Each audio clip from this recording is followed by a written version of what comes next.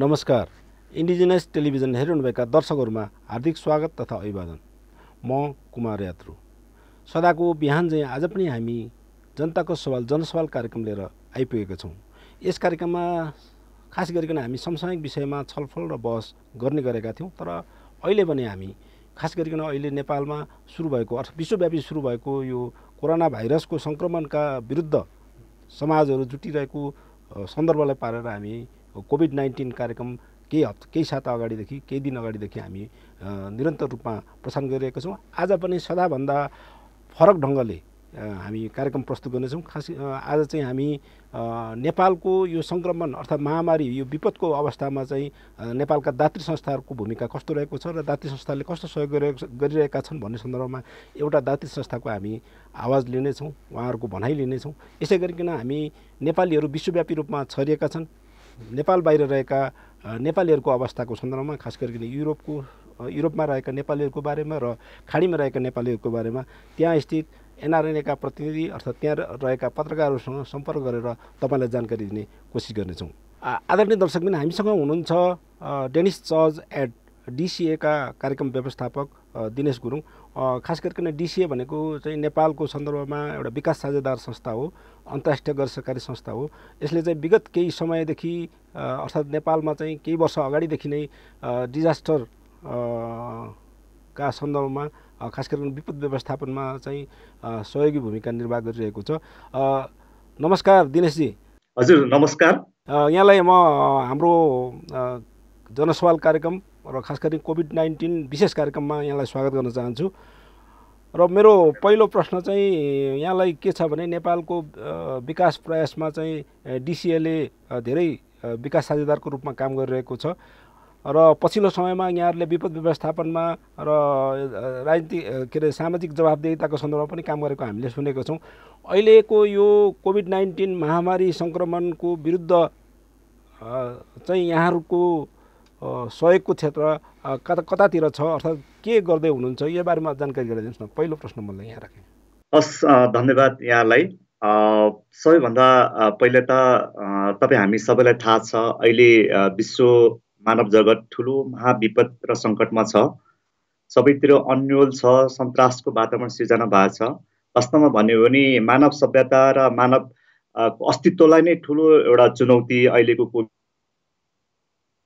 र यो अवस्थामा तपाईँ हामी सबै एकजुट भएर कोरोना विरुद्ध लड्न सक्यौँ भने सम्भवतः हामी यसलाई यो विपत्तिलाई सामना गर्न सक्छौँ भन्ने कुरा लाग्छ। र यस घडीमा म विशेष गरी अहिले फ्रन्ट लाइनमा खटिरहनु भएका आदरणीय स्वास्थ्यकर्मी मित्रहरू, सुरक्षाकर्मी मित्रहरू र सञ्चारकर्मी मित्रहरूलाई पनि सम्मान गर्न चाहन्छु। सबैभन्दा पहिला त डिसिएको सन्दर्भमा के गरिरहेछ भन्ने खालको कुरामा विशेष गरी डिसिए चाहिँ नेपालको सन्दर्भमा यो गरिब तथा सीमान्तकृत समुदायको पक्षमा काम गर्ने संस्था भएकोले गर्दाखेरि स्वाभाविक रूपमा ती समुदायप्रति बढी जवाफदेही र जिम्मेवारी छ। त्यो हिसाबले हामीले अलिकति नेपालकै सन्दर्भमा विशेष गरी अलिक बढी जोखिमको क्षेत्र रहेको सुदूरपश्चिम र कर्णालीको क्षेत्रहरूलाई हामीले स्ट्राटेजिक रणनीतिक कार्यक्षेत्रको रूपमा हामीले लिएर अहिले यो कोभिडको सन्दर्भमा चाहिँ तीनवटा प्राथमिकता क्षेत्रका साथ हामी अगाडि बढिरहेको छौँ।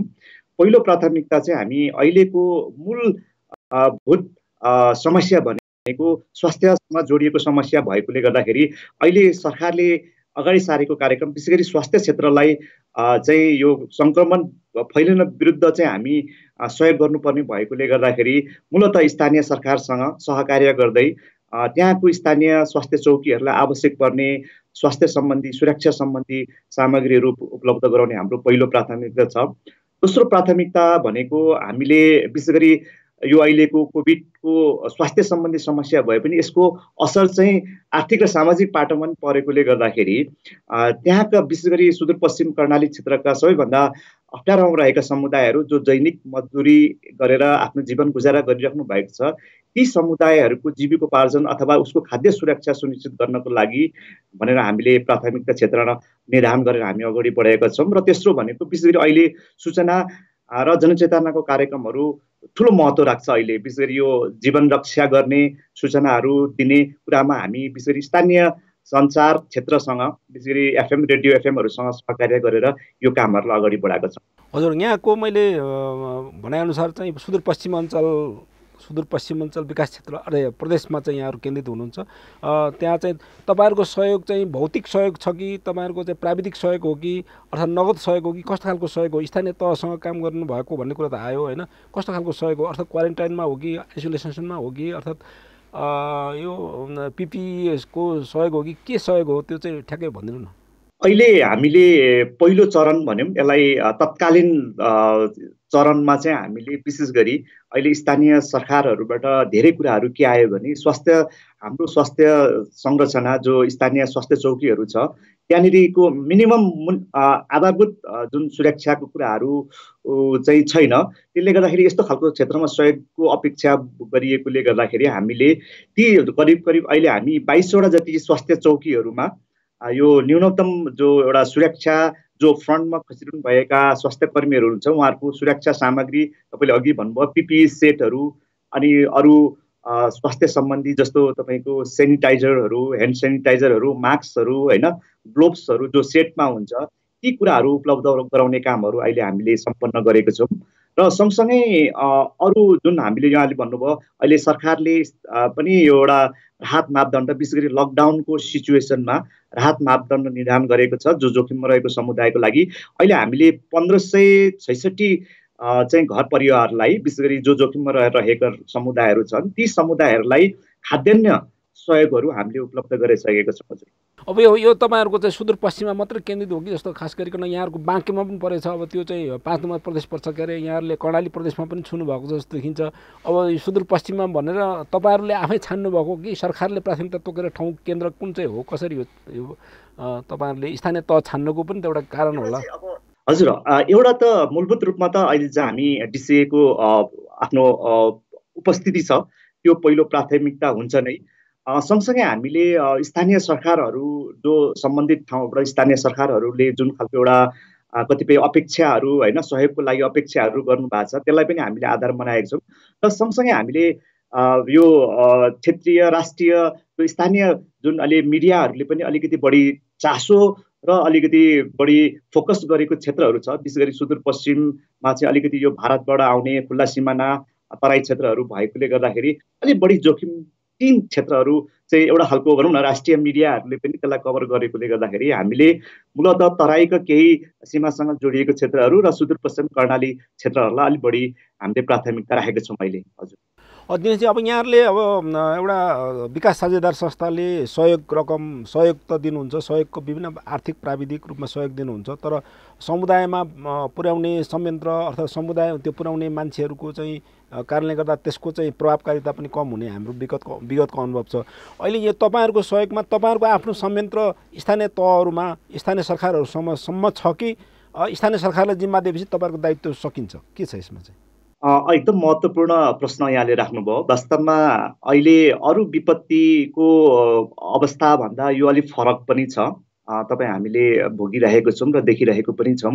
अहिले मुलुक पूर्ण रूपमा लकडाउनको सिचुएसनमा छ र अहिलेको भनौँ न यसले चाहिँ एउटा भौतिक दूरी कायम गर्ने, घरबाट कोही ननिस्किने, बजारहरू सबै खालको होइन चाहिँ प्रणालीहरू अहिले चाहिँ फङ्सनमा छैन।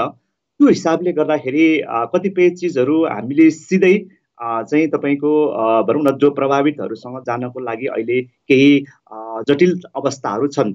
यद्यपि अहिले नेपाल सरकारले एउटा एकद्वार प्रणाली भनेको छ, विशेष गरी स्थानीय सरकारलाई त्यो जिम्मेवारी दिएको छ राहतको कुराहरूमा।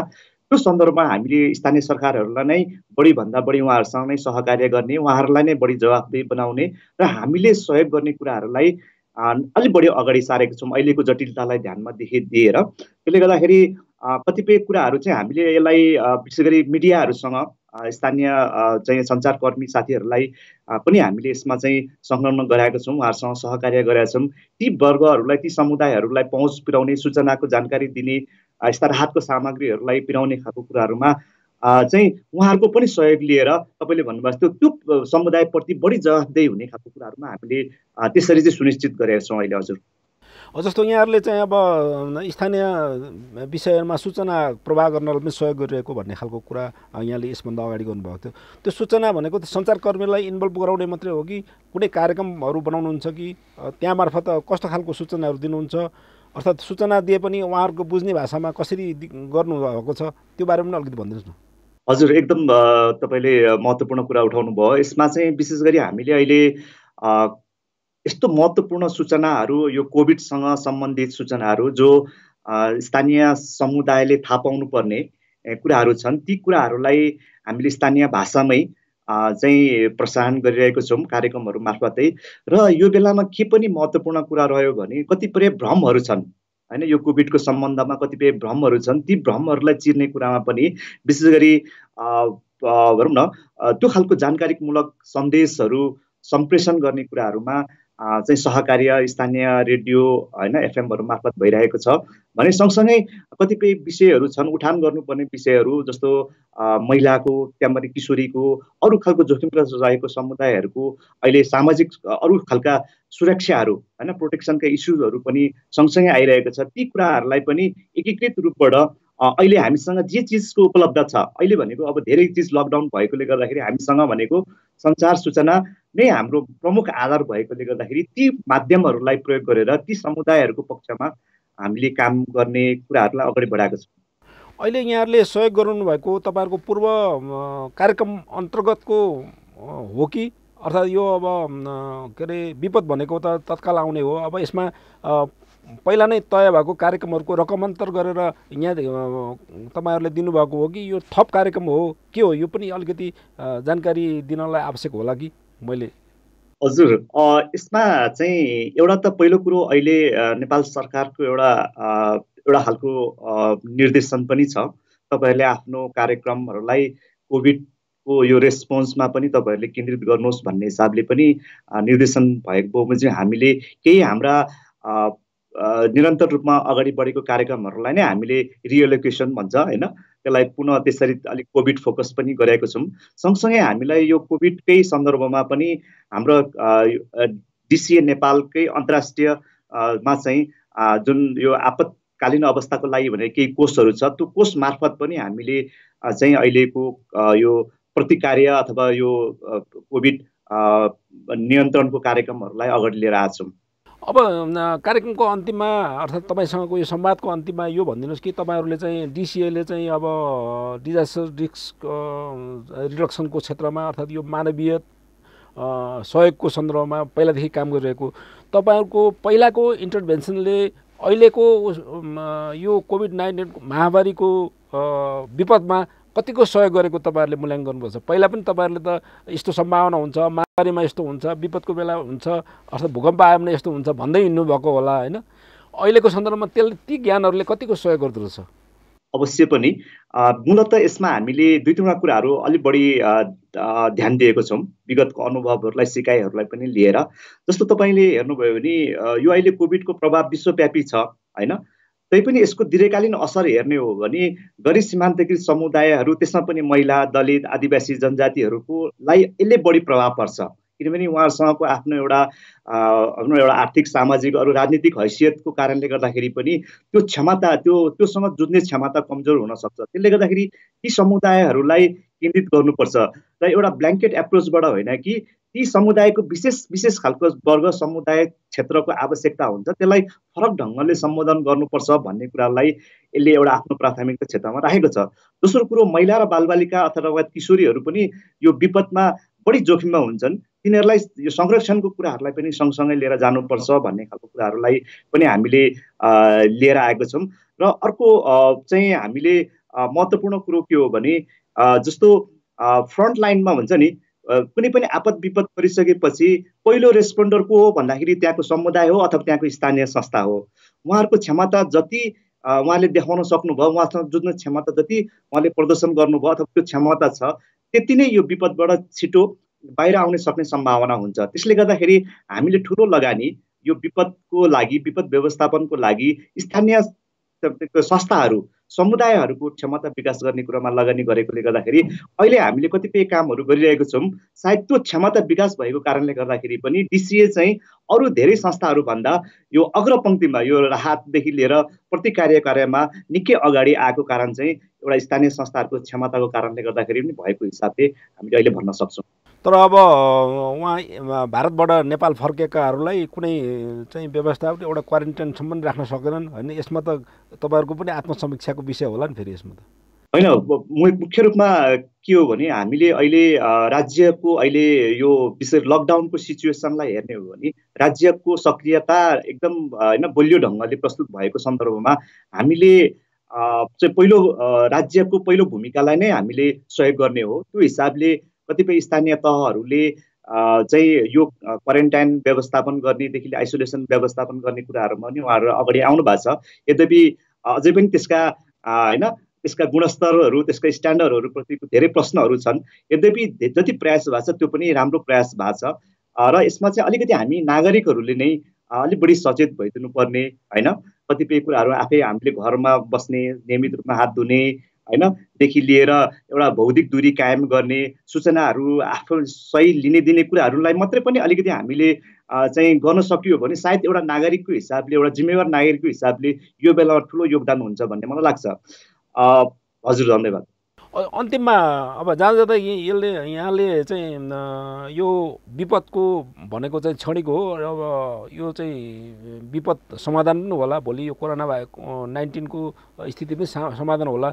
दिगो रूपमा यस्ता खालका समस्या आयो भने हामीले नेपालले चाहिँ के पाठ सिक्नु पर्दो रहेछ यहाँहरूको सिकाइको आधारमा भन्नुपर्दाखेरि के सुझाव दिन चाहनुहुन्छ दिगो रूपमा समाधान गर्नको लागि? अब अरू विपदको र यो विपदको अलिक फरक छ र यही खालको जस्तो अहिलेको यो स्वास्थ्यसँग सम्बन्धित सङ्कटको कुरा, जो महामारीको कुरासँग सम्बन्धित भएर हामीले सायद अहिले नै धेरै समीक्षा गर्नलाई अलिक चाँडो हुन्छ कि?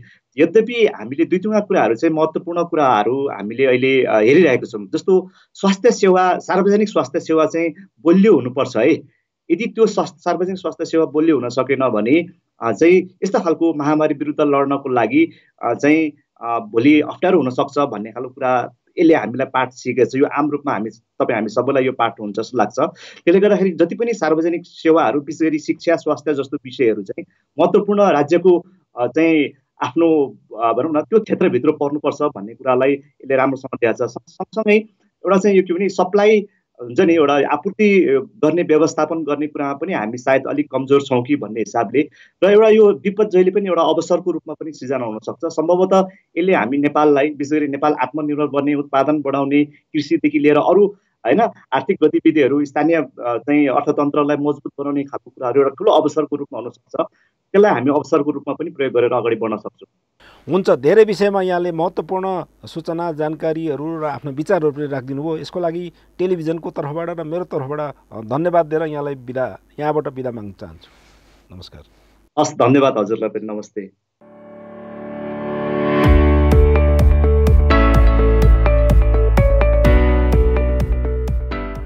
나자 필미준디랑 내당 얌기 참체티 제타 백은기 야쇼 탑시임바 팅상 잠불링랑 냠주이기 코로나 마이 나자 쪽파기 얌레 젬제당 도제라 लोखोंडंग हाचुम पेकेलेमु प्रिबा चपके तिजेला खाप कोई यम्बी यम्बीला लकपा याबु पेती मूर्ति साबुन चपती छुगी टुकोई लकपागी ला खाजे तोंबाला देजे मियोंगेन खा उपचेला मार्क्स रंग हेम्बा लेमु कापचा टीकोगे ला खाजे खंगबाला चिरंग तेती लेपे कोई मेमंगदंग सिंगदाला डोजे मियोंगेन नियंजन यवादंग लोमिन मिया थुगेन तिजिला दोंबा सुमजी क्यांगबुलेरंग तम्मा कोई लकपा डिगेनदंग थिकेन ओले प्रांगजा तपचे मियोंगेन यांगदंग yang chawakiena utangjala khendagabungna kin machepeti prangu sujapken chamba japkendang zubu sujapti ngargen lemu tayatena horang sulamana corona mai virus gi ne kelgyo hung khungen imba hosungbe menkhang mana swasthya kendra dang अस्पतालला लामसांगरंग मेंजो पेचला डोकोय याम रिमले सुंक्यो पेचला lamin याला कुदी मियोंगे रंगरंग Nangla थिंदी पेकोकेन जिक्टादंग ngang पेती मेंबा तेंबुदंग जेंबु पेती Teng एम्बागी corona वायरसला दोलो रंग तंगजला थमजी फेबी मेमेयागी रोराम नंगदों indigenous television दंग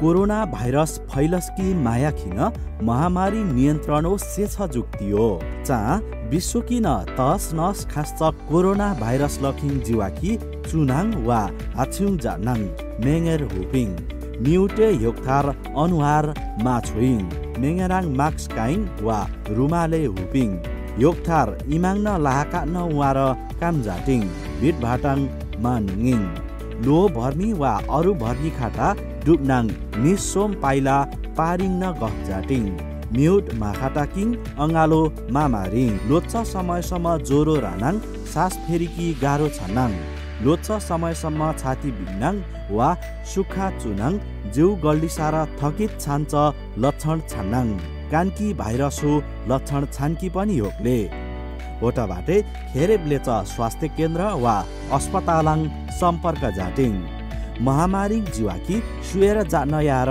माछन्ले पटन खाटार जाटकी पर्ले बिरियार होइन सावधानी लार ज्यानमारा corona virus की माटाक्न डासिङ indigenous television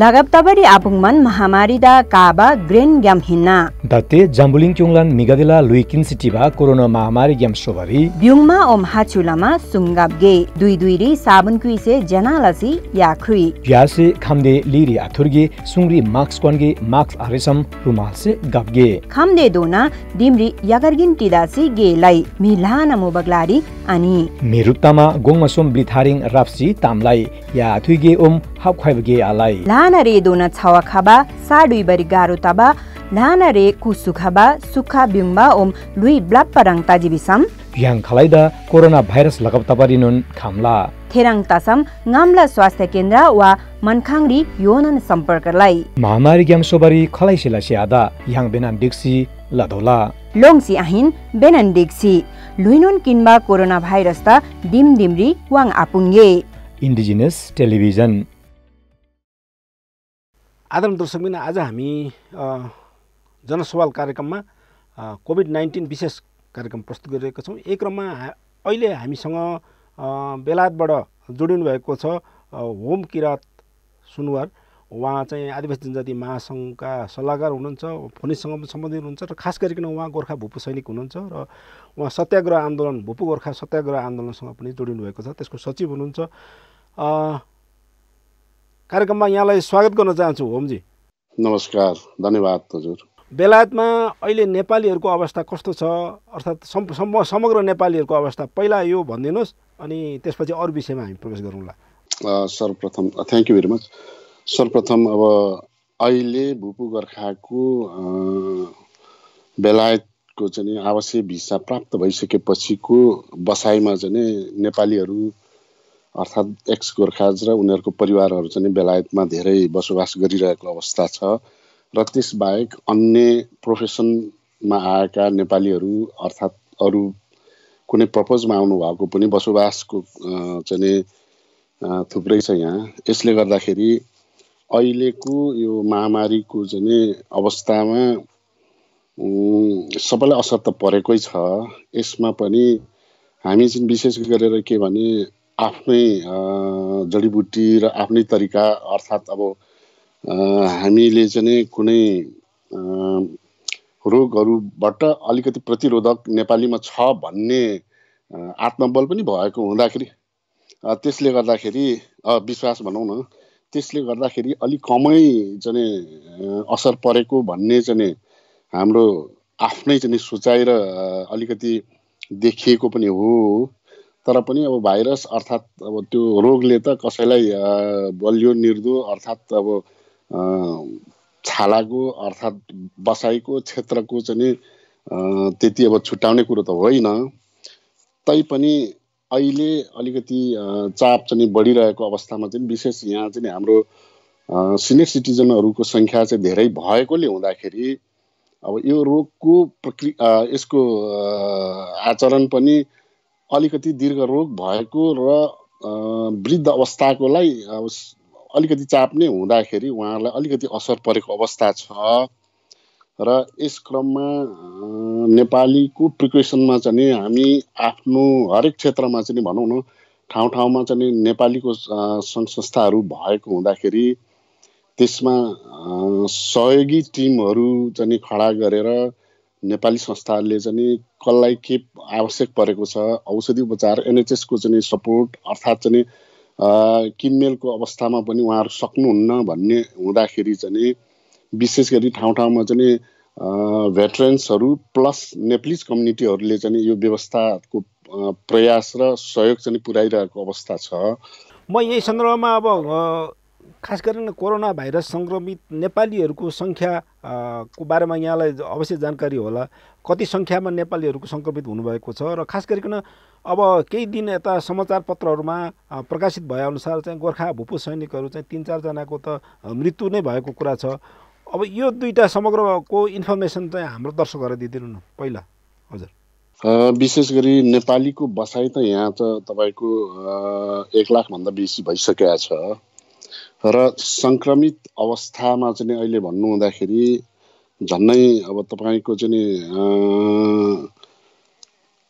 200-400 को चाहिँ 400 समथिङको चाहिँ अवस्थामा चाहिँ सङ्क्रमित भइसकेको अवस्था छ र समग्र बेलायतीहरू हुनु होइन, समग्र सबैको कुरा सङ्ख्या हो त्यो होइन।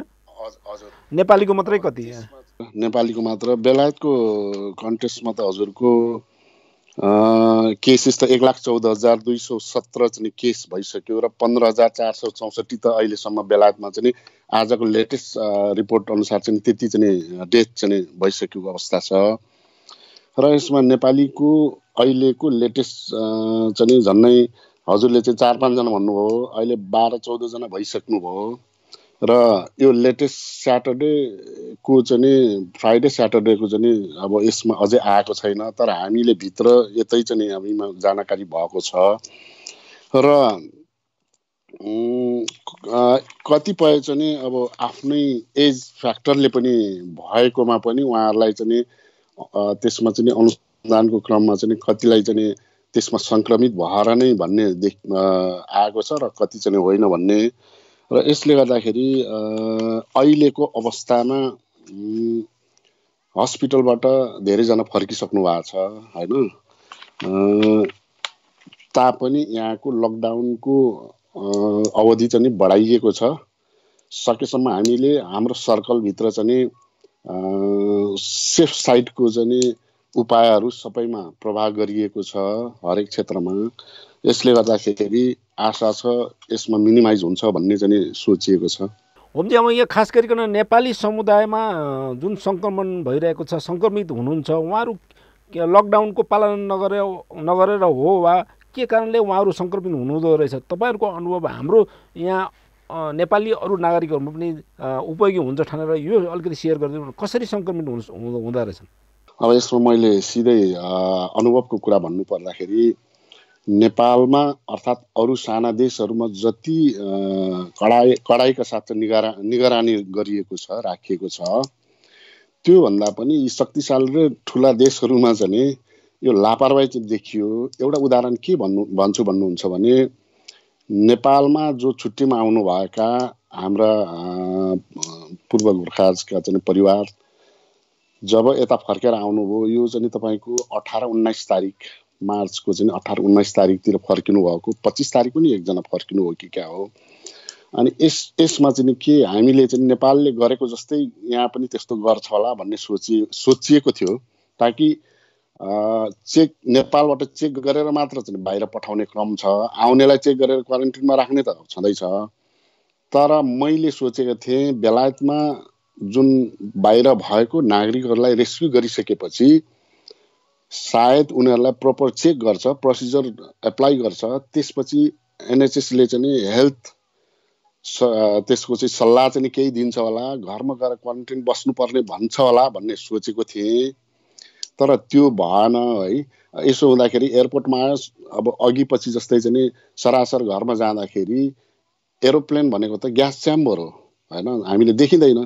त्यसमा कन्टामिनेट भएर आएको मान्छे चाहिँ उसमा नदेखे पनि ऊ त क्यारियर हो होइन, उसले त बोकिरहेको हुन्छ र कुनै कमजोरी अर्थात् अब अरूसँग चाहिँ नि त्यो ओसार पसार हुँदाखेरि त अब त्यो बढ्ने क्रम भइहाल्यो। त्यसले गर्दाखेरि मुख्य कुरो चाहिँ नि त्यो कन्ट्रोल भएको छैन।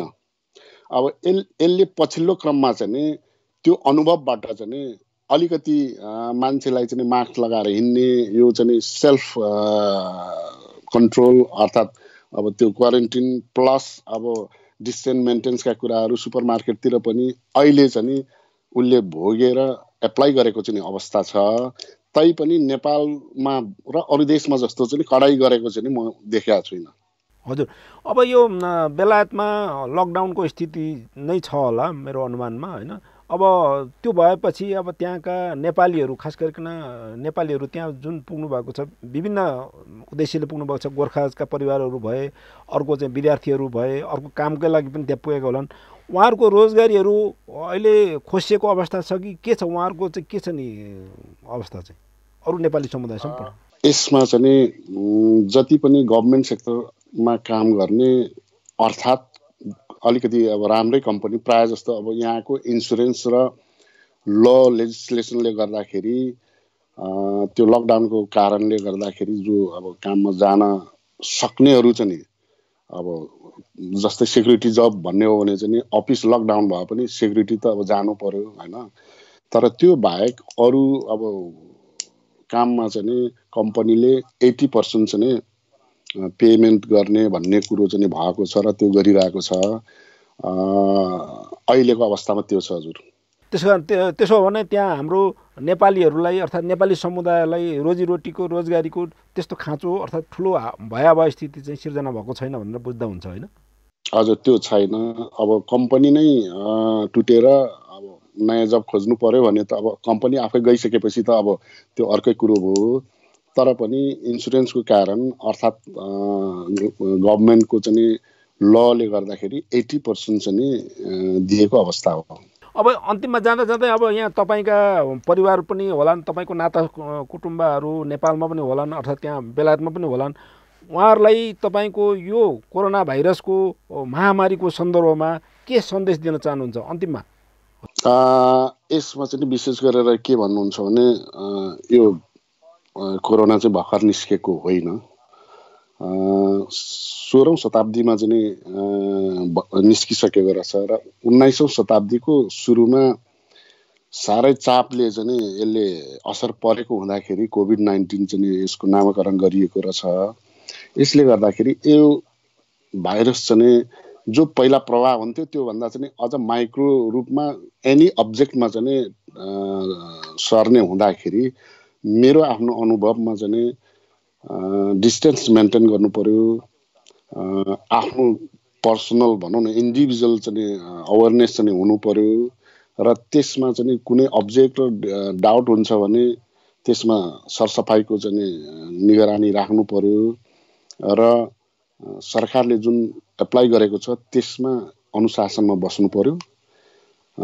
मलाई त भेट्दैन भन्ने लापरवाही तरिकाले हिँड्नु भएन र सकेसम्म तपाईँ आफ्नो डिसिप्लिनमा बस्नुहुन्छ भने चाहिँ लाइकली मनोबलका साथ चाहिँ एप्लाई गर्नु राम्रो हुन्छ जस्तो मलाई लागिरहेछ। हुन्छ, धेरै विषयमा यहाँले जानकारी गराउनु हो। यसको लागि हाम्रो इन्डिजिनस टेलिभिजनको तर्फबाट र मेरो व्यक्तिगत तर्फबाट तपाईँलाई धन्यवाद दिएर बिदा चाहन्छु। Thank you very much. नमस्ते कुमारजी, बाई।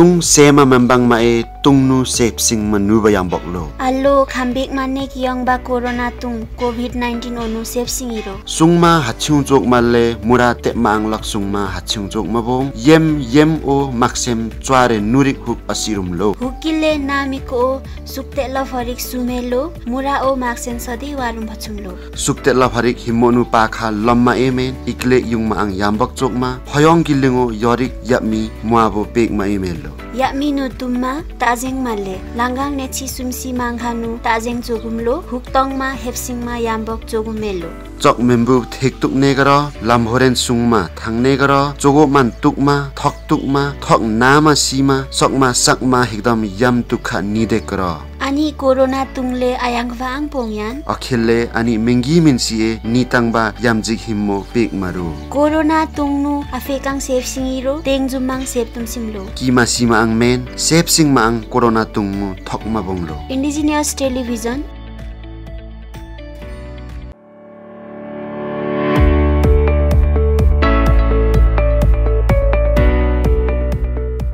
कोरोना फैललीमा मानपमाङे महामारी छेकमाओ आइमित झाराके तहस नहस मुयुङसु हिडा कोरोना डंका रातमानजिन दोर छुङसिन हिडा खुनकी हाक्छु मुन हिडा दो दिपमा दोर बेन बेन्दा साबुन चावा नुलोक छुक वासमा दोर छुक आ ngaयong नोपमायुङमा अनुनिन दोदा मार्क्स वातमा दोर मार्क्स मातोङ नालो रुमाल आ नुछाङ दो दिपमा दोर रम नालो खिमडा आफिमते काची मुन्ने बद्दे मनाची मयाङ ओ ठोङडा खाटमा अनुनिन मिपामी खुनकी नेक्लो मनाची एनन तु इन हिडा यानङका चे इन्ने छुक अटोङ सिमिन्ने हेप अमुन मिन्ने बड्डेका खेप जरो टानालो साकमा सोनमा अत्नालो छाती कष्ट लिनालो सुक्का छुङमा लोन्नालो खुनकी याम चा थनि लिनालो आनकान्दा छङ कोरोना भाइरस संक्रमण लिउ छङ याक नजिका डाउ नुखाला खिम खुनकी ढि नुखाला खिम हेङमाकी खाटमा डोर महामारी डांका रातमानचिन ओ निम्पाङ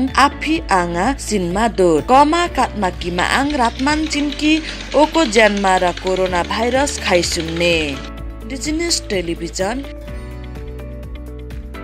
आदरणीय दर्शकबिन यो इन्डिजिनियस टेलिभिजन कार्यक्रमको जनसवाल कार्यक्रम हो र यस कार्यक्रम अन्तर्गत कोभिड-19 विशेष कार्यक्रम हामी प्रस्तुत गरिरहेका छौँ।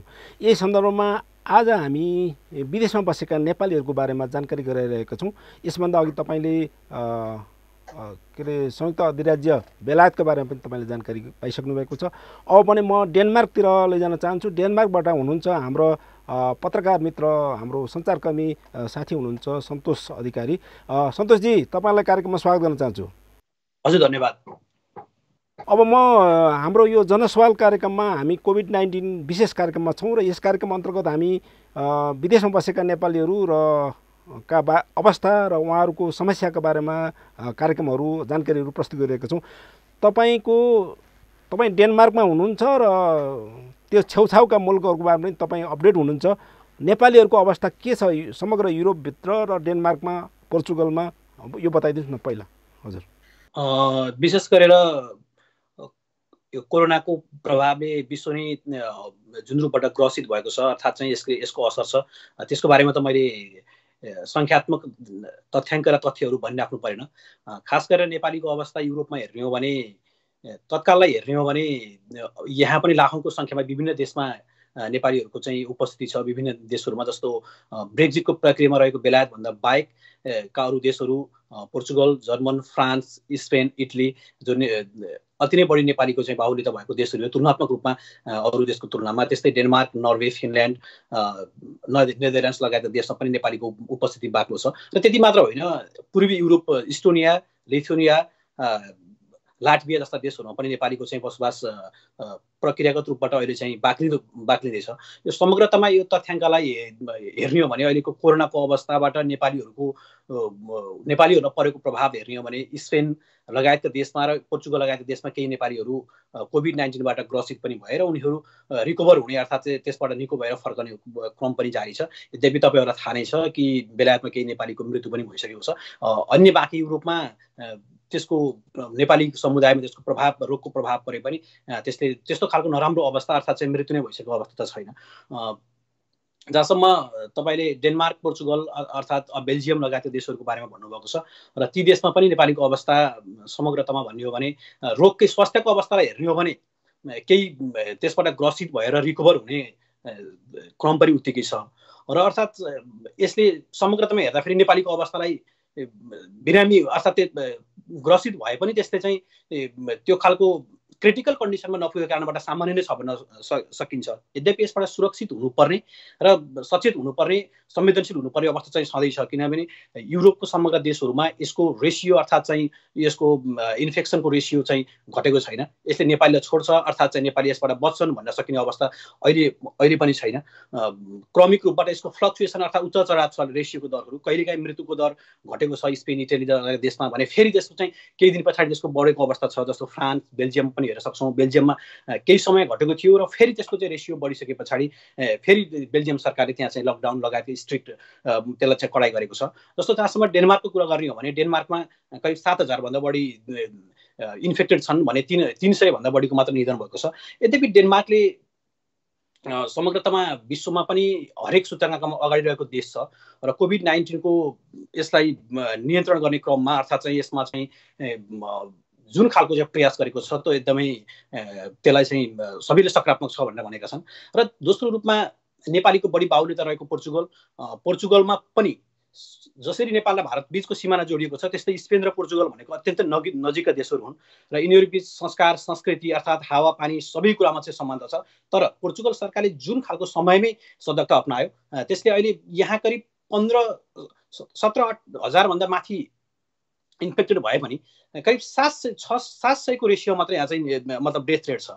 यो भनेको तुलनात्मक रूपमा स्पेनमा नजिकको छिमेकी राष्ट्रमा जुन खालको असर र जुन खालको प्रभाव परेको छ त्यो अत्यन्त न्यून हो। तर यसले चाहिँ उनीहरूले समयमै सतर्कता अपनाउनु र त्यो सतर्कतासँगै जिरो लेभलदेखि नै विशेष गरेर तयारी गर्नु नै सबैभन्दा राम्रो चाहिँ मतलब बेनिफिट लियो पोर्चुगलले भन्ने खालका विश्लेषणहरू पनि यस्ता जानकारहरूबाट भइराखेको छ।